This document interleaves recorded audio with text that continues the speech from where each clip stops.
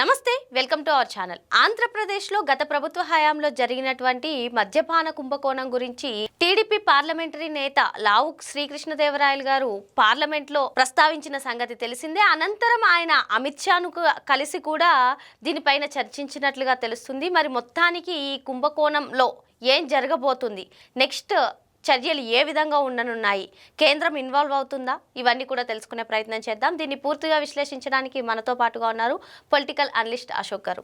అశోక్ గారు నమస్తే. నమస్తే అండి. అశోక్ గారు, లావు శ్రీకృష్ణదేవరాయలు గారు లిక్కర్ స్కామ్ గురించి మొత్తం అసలు ఏ టు జెడ్ ఏం జరిగింది అన్నది పార్లమెంట్లో వివరించిన సంగతి మనకి తెలిసిందే. మరి మొత్తానికి అనంతరం అమిత్ షాతో భేటీ అయ్యి మరి ఈ మద్యపాన కుంభకోణం గురించి ఆయన చెప్పినట్లు తెలుస్తుంది. మొత్తానికి ఈ కేసులో కేంద్రం ఇన్వాల్వ్ అవుతుందా, ఇప్పటికే ఈడీ కూడా రంగంలోకి దిగుతుంది అని చెప్పి పలు వార్తలు వస్తున్నాయి. ఏం జరగనుందంటారు ఈ లిక్కర్ స్కామ్ గురించి? వైసీపీ వాళ్ళ పరిస్థితి ఏ విధంగా తయారైపోయిందంటే, ఒక సామెత ఉంటుంది కదా, అసలే కోతే ఆ పైన కళ్ళు తాగింది తర్వాత నిప్పులు అడుగు పెట్టింది అన్నట్లు ఆ విధంగా తయారైపోయింది. ఆల్రెడీ వాళ్ళకి పిచ్చి పట్టి ఉన్నారు. నిన్న లావు శ్రీకృష్ణదేవరాయలు పార్లమెంట్లో అంటే 545 మంది ఎంపీలు, దేశ స్థాయిలో అందరూ ఎంపీలు అంటే ప్రాతినిధ్యం వహించే ఎంపీలు అక్కడికి వచ్చి ఉండగా, ఇన్ని రోజులు అంటే గతంలో 2014 నుంచి 2019 వరకు బీజేపీతో మనం కలిసి ఉండడం టీడీపీ వారు, తర్వాత కాలంలో వైసీపీ అటు కేంద్రంతో లాలూచిపడడం, ప్రతి బిల్లుకి సపోర్ట్ చేయడం, ఇదంతా జరిగిపోయింది. అంటే చాప కింద నీరులాగా. అంటే వాళ్ళు ఏమన్నా మనం ఏమైనా చేస్తారేమో అనే భయంతోనే జరిగిపోయింది. వాళ్ళు వైసీపీకి సపోర్ట్ ఇచ్చారా లేదనేది అప్రస్తుతం. కానీ వాళ్ళుండే బిజీలో వాళ్ళు జరిగిపోతూ వచ్చింది. ఈ 5 ఏళ్ల తర్వాత ఈ ఎన్డీఏ కూటమి ఏర్పడిన తర్వాత జగన్మోహన్ రెడ్డి పరిస్థితి అత్యంత దయనీయంగా, అత్యంత దారుణంగా తయారైపోయిందండి. లాస్ట్ 5 ఏళ్లలో 2019 నుంచి 2024 వరకు అటు నరేంద్ర మోడీ గారు దేశవ్యాప్తంగా క్యాష్లెస్ ట్రాన్సాక్షన్స్ అని చెప్పి ఆయన చేయని ప్రయత్నం లేదు. ఒక్కసారిగా ఉన్న పళ్ళంగా నోట్లు రద్దు చేయడం, తర్వాత కాలంలో మళ్ళీ ఒక దఫా మళ్ళీ 2000 రూపాయల నోట్లు రద్దు చేయడం, ఇవన్నీ చేస్తూ వచ్చాడు. ఇదంతా ఎందుకు చేస్తున్నాడు? దేశంలో ఈ యొక్క అవినీతిని రూపుమాపడానికి. అంటే బిగ్ షాట్స్ దగ్గర డబ్బు ఎక్కువ తయారైపోతుంది కాబట్టి క్యాష్లెస్ ట్రాన్సాక్షన్ చేస్తే ఏదైనా ట్రాన్సాక్షన్ జరిగితే త్రూ పాన్ కార్డు డిఫాల్ట్గా ఎఫెక్ట్ అవుతుంది. అది ఫ్రాడ్లెంట్ ట్రాన్సాక్షన్ 10,000 కోట్లైనా సరే ట్రాన్సాక్షన్ చేసుకోవచ్చు. కానీ అది ఫ్రాడ్లెంట్ ట్రాన్సాక్షన్ లేదనేది చెప్పి ఆ బ్యాంక్ వారు అండ్ రిజర్వ్ బ్యాంక్ కన్సర్న్లో ఉంటుంది ఏది కూడా through pan card. Narendra Modi గారు ఏమో అవస్థ పడతా వస్తే ఇటు సైడు జగన్మోహన్ రెడ్డి ఏమనుకున్నాడు ఏమో తెలియదు, ప్రపంచంలో చూడడం ఇటువంటి ధైర్యం గల వ్యక్తి. ధైర్యం అనుకోవాలో పిచ్చి పరాకాష్ట చేరేది అనుకోవాలి ఈయన జగన్మోహన్ రెడ్డికి, లేదా 151 మంది ఎమ్మెల్యేలు ఉన్నారని బలిపోయేమో తెలియదు. కానీ జగన్మోహన్ రెడ్డి చేసిన ప్రయత్నము కాలమే సమాధానం చెప్తారంటారు కండి. చేసిన పాపాలకి ఈరోజు ప్రాయశ్చిత్తం తీర్చుకుంటూ వస్తున్నాడు. ఆయన చేసిన పని 5 ఏళ్లలో దాదాపు 99,000 కోట్లు, 1,00,000 కోట్లు అనుకోండి మొత్తం ఈ యొక్క బిజినెస్కి సంబంధించి.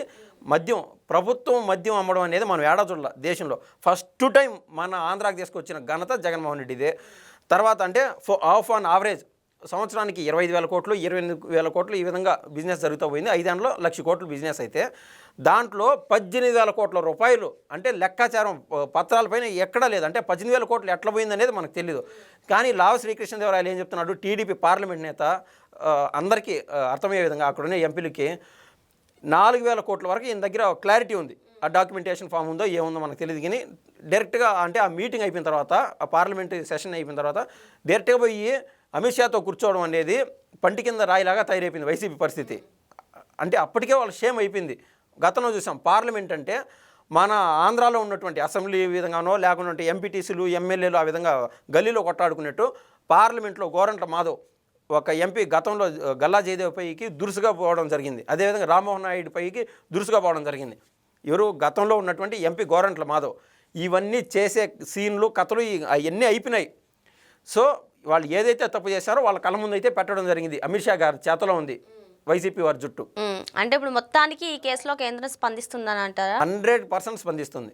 ఎందుకంటే ఒక్కదాంతో ఇన్ని రోజులు మన పార్లమెంట్లో మనం వెలికి చూపించేంత ప్రయత్నం చేసినా కూడా మనకు అంత పూర్తి స్థాయిలో ఎన్డీఏ వారు కానీ ఆడు బీజేపీ వారు కానీ పట్టించుకున్నట్టు మనకైతే దాఖలాలు లేవు. కానీ ఇప్పుడు ఎన్డీఏ కూటమి యొక్క ఫ్రెండ్షిప్ అత్యంత దృఢంగా ఉంది. బాబు గారు ఏది చెప్తే అది కన్ఫామ్ జరిగిపోయేట్టుగా. కానీ ఈయన ఇన్ని రోజులు అంటున్నారు కదా, మనం ఏదైనా ఒక వీడియో చేస్తే కామెంట్స్ కూడా చూస్తూ ఉంటాం కదండి, దాంట్లో ఏమని పెడుతున్నారంటే మీరు రోజు అరెస్టు అని చెప్పడం తప్ప అరెస్ట్ అనేది లేదు అని చెప్పి ప్రతి ఒక్క నేత గురించి చెప్తున్నారు. కానీ బాబు గారికి ఆ కక్షపూరిత రాజకీయాలు చేసేవాడు అంటే ఈ టైంకి వాళ్ళని ఎప్పుడు అరెస్ట్ చేసి ఉంటారు.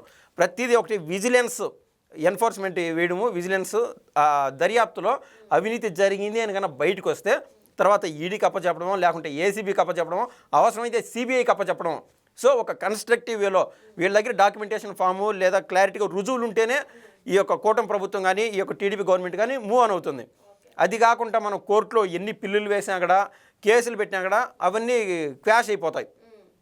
ఒకటికి 4 కేసులు వేసినప్పుడు కోర్టులో ఆ కోర్టు గవర్నమెంట్కి ముట్టికాయ వేసే ఛాన్స్ ఉంటుంది.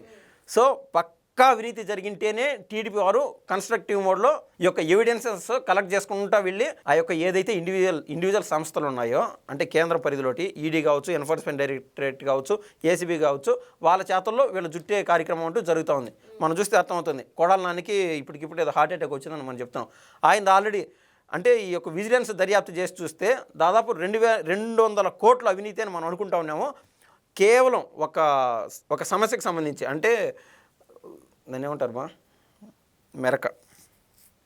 మెరక అనే ఒక కాన్సెప్ట్ దాన్ని పెట్టి వాళ్ళ మనసులకే ఆ యొక్క కాంట్రాక్ట్లు పురమాయించి పెట్టి దాంట్లోనే 100 కోట్లు కొట్టేసినాడు కొడాలి నాని. దాన్ని తప్పించుకోవడానికో ఎట్లా హార్ట్ అటాక్ అని చెప్తున్నారు.